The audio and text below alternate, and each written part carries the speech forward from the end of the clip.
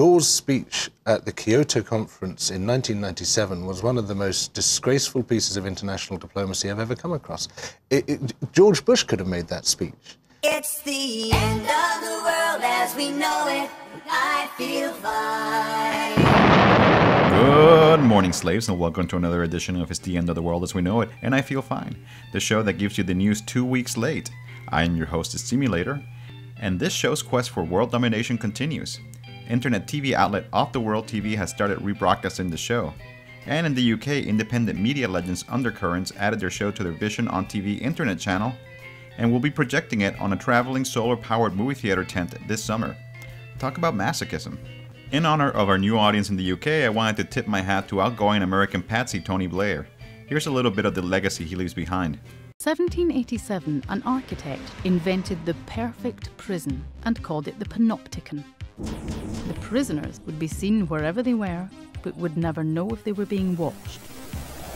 It was designed to control the prisoners using surveillance alone, and was seen as the ultimate power of mind over mind. No panopticons were ever built, but Tony Blair's most expensive legacy will be to have turned the entire country into a perfect prison. The government wants to put a tracking device in every car on the road. Surveillance cameras are being connected to directional microphones, as well as facial recognition software, so they will always know where you are and what you are saying. But we can make choices in spending too. And instead of wasting hundreds of millions of pounds on compulsory identity cards as the Tory right demand, let that money provide thousands of extra police officers on the beat where they can actually protect people. But now New Labour want to spend billions of our money on compulsory ID cards. We will pursue identity cards because they're right. That was a clip from the upcoming documentary Taking Liberties. To see more clips from the film, visit our website submedia.tv and subscribe to our podcast. Speaking of patsies, the motherfucking Democrats sold out all the suckers who voted for them in the last election by giving President George W. Bush 95 billion smackers for the war for Iraq's oil. But hey, maybe if the Dems win the presidency in 2008, all this nonsense will stop, right? Fool me once. Shame on you. In godly news, fat fuck Jerry Falwell died, making the day of hustler, publisher, and bitter archenemy Larry Flynt.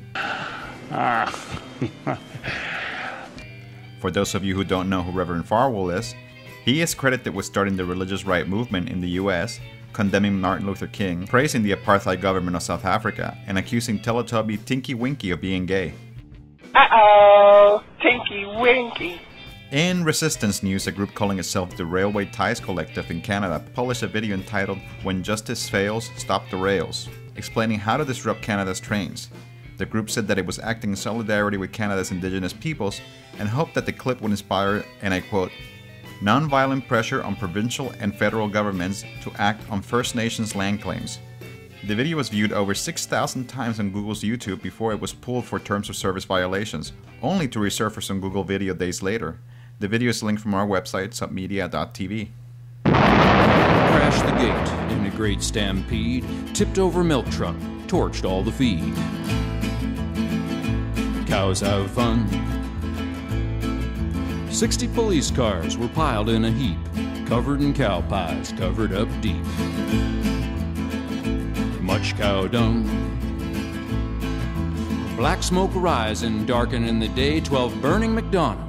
Have it your way. We will fight for bovine freedom and hold our large heads high. We will run free with the buffalo or die. Cows with guns. In bike news, May is Bicycle Month in the US, as June is in Canada. For the next couple of episodes, I'll be focusing the second half of the show on unicycling. With the price of gasoline hitting $4 a gallon in the US, it's a great time to get off your fat ass and start riding. Vancouver saw a massive turnout for May's critical mass, with thousands filling the streets during rush hour. The theme for May's ride was pirates.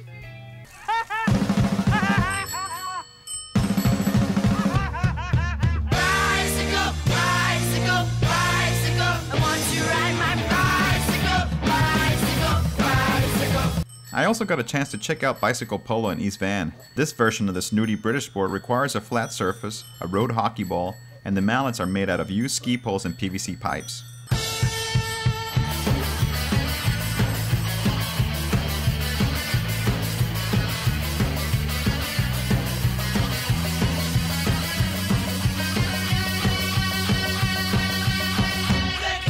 At the polo match, I met up with Bob Alsted, director of the film You Never Bike Alone, a documentary about bike culture in Vancouver.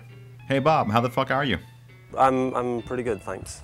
So, how was the first Vancouver critical mass you filmed? Well, when I first came to Vancouver about 10 years ago, it was actually in 1997 when I first came here, and I heard about critical mass and filmed it in London and Edinburgh, and I was thinking then about making a film about it. And so I went along and filmed Critical Mass in Vancouver, which was a small ride of about 30 to 40 people. And that was the first ride that I filmed. Subsequently, there was a couple of incidents. Well, there was an incident in that particular ride, which is in the film. And how have the attitudes of motorists changed since the first ride you filmed 10 years ago? It's really mixed. You get some people who, particularly when they see cyclists oncoming through the traffic, they're kind of smiling and waving and cheering and honking their horns.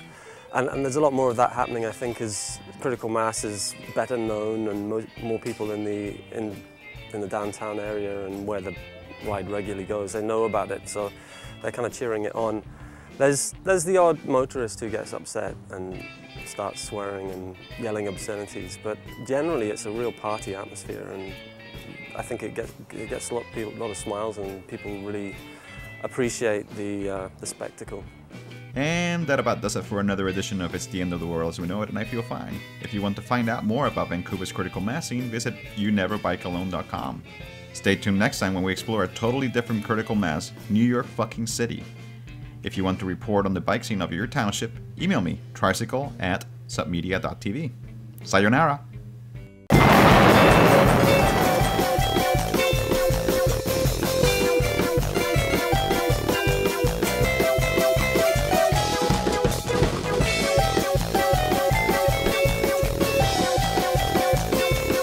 Ha ha ha ha ha!